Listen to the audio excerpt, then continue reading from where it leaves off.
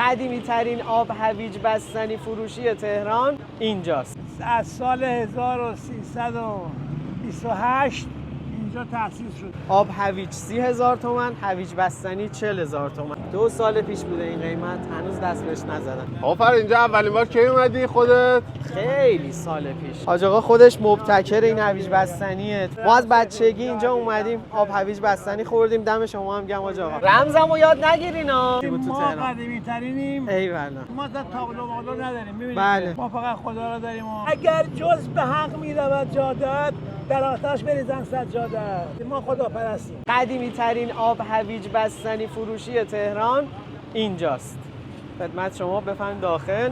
آب هویج 30,000 تومان، هویج بستنی 40,000 تومان. همچین قیمتی مال حداقل 5 سال پیشه. چند وقت قیمتاتون رو تغییر ندادین حاج آقا؟ 2 سال پیش بوده این قیمت، هنوز دست بهش نزدن. خودتون مزرعه هویج دارین؟ از خوزستان میاد هویج. چقدر جالب. 2 تا هویج بستنی واسه ما بریز که بچه‌ها ببینن. آفر اینجا اولین بار کی اومدی خودت؟ خیلی سال پیش. باید اونور کارتون کارت بکشیم. اینجاست. بفهمید. اینجا میای خودت کارت میکشی.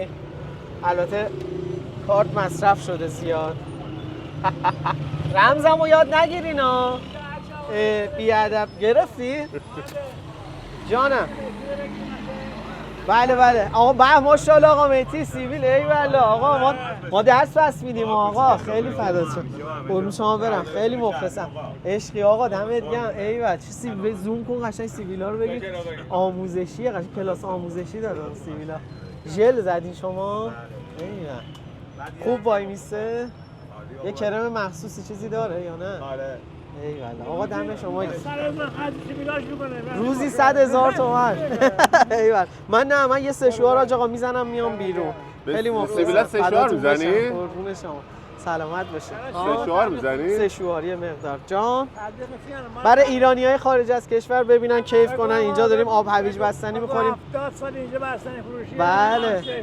ما از بچگی اینجا اومدیم آب هویج بستنی خوردیم. دم شما هم گرم حاج آقا. حاج آقا شما چند ساله میای؟ حاج آقا مالک اینجاست. بعد از خدا مالک اینجا؟ بله. بعد خداوند خادم همه. هرچی از خداست. ما آره. سیشه. این بچه‌های 10-90 نمیشناسن شما رو. اشکال نداره. حاج آقا خودش مبتکر این هویج بستنیه تو میدون هور. یعنی قبل از ما در ایران فقط یه نفر بود. شارع محمد رضا یه نفر. یاد بگیم. همین قبل بدش میگفتید. بفرمایید. از سال 1328 اینجا تأسیس شده. بله. دایه بنده اینجا بوده. حاج علی معزنی. بعدن که بنده اومدن و یواش یواش بزرگ شدن فلان آقای شرف الاسلامی سبز میدون کلام شده چلوکیان بغل. بله. آقای مولایی تو شارع محمد لاله‌زار. این یکی آقای شارع پهلوی بالا روبرو پارک ملت. اولین کسی که اسمشون رو نمیدونم ولی چی بابا شارع پهلوی بالا روبرو پارک ملت. آره. الان شده چند تا بستنی فروشی. همون یکی همون آها. همون.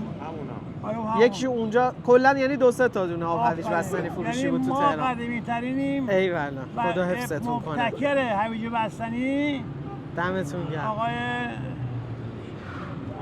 نه قبل از ما بابا اسمش دارم میره شارع پهلوی بالا سیده. اون یادتون اومد حالا میگیم. آره. اولین کسی هم که دستگاهی که توپاله میده بیرون آورد این بود. اومگا سوئدی کجا بود؟ آورده بود.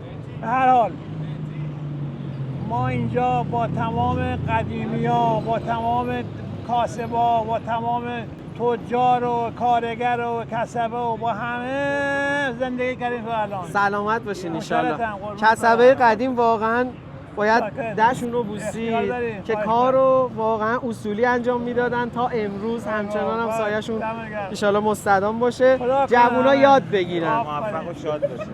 اصل موفقیت، رمز موفقیت که اینجوری آدم معروف شه کسب و کارش بگیره چی آج آقا؟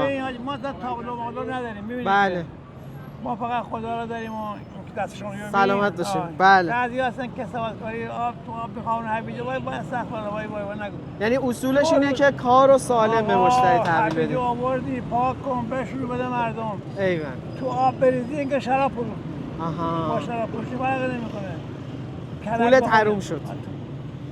بعضیا میگن این بطری ما میدیم 80 تومن، بعضیا من 50 تومن. خب برو اونجا بخر بابا، چرا نمیخری؟ پول ما بله. مگه داری ما بدیم؟ خب برو همونجا 50 تومن بخر. بعضیا ما اینجوریه دیگه. انشالله که سلامت باشیم. گو واقعا ماییم. خوشحالمون کردیم. کردم گوییم ماییم نماییم نه نمایان ماییم، پر مشغله و میان تهی چون ناییم. فردا که حساب خلق را میسنجند، آن ذره که در حساب ناید ماییم. آن شنیدستی که در اقصای قور، بار سالاری بیفتاد از سطور. گفت چشم تنگ دنیا دوست را، یا قناعت پر کند یا خاک گور. حالا نه نداره، اشکال نداره، هم میزنیم. هم میزنیم. دست شما درد نکنه. نه همش بزنین درست میشه. آقا دستت درد نکنه. قربون دستت. مرسی. به به به به. واقعا هم اینجا یه چیز دیگه از هویج بستنی میخوری. هم ارزون میدن. گفت سحرگه رهروی در سرزمینی، همین گفتیم اما با قرینی. که ای صوفی شراب اونگه شود صاف، که در شیشه بماند اربعینی. آخه فرق عرق با شراب اینه که شراب و تاریکی و خنکی درست میکنن، با شیرینی میخورن، عرق رو میپزن با ترشی و ماسخیار. حاجی اهل دل هم هست. نه من اتفاقا جون خودم علیش نیستم. من خودم هم همینجوری هم آقا نمی‌کنم. ما مزه خوریم، پسته هاشو میخوریم، کبابشو میخوریم، کیف میکنیم. اینجوری حال میکنیم. گفت که ای صوفی شرابان گه شود صاف، که در شیشه بمان اربعینی. گر انگشت سلیمانی نباشد، چه خاصیت در نقش نگینی. سلام خانم یا علی. گفت به درویشان نظر کردن منافع بزرگی نیست. سلیمان با همه حشمت نظرها بود قابولش. گر انگشت سلیمان نباشد چه خاصیت در نقش نگینی. خدا از آن خرقه بیزار از 100 بار، که 100 بت باشدش در آستینی. سعدی خدا رحمتش کنه 700 سال پیش گفت کلید در دوزخ است آن نماز، که در پیش مردم گذاری دراز. بعد از ظالم بلند بگی سیاوازی سر مردم کلاه خواب داری.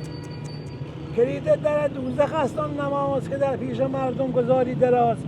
اگر جز به حق می رود جادت، در آتش بریزن سجادت.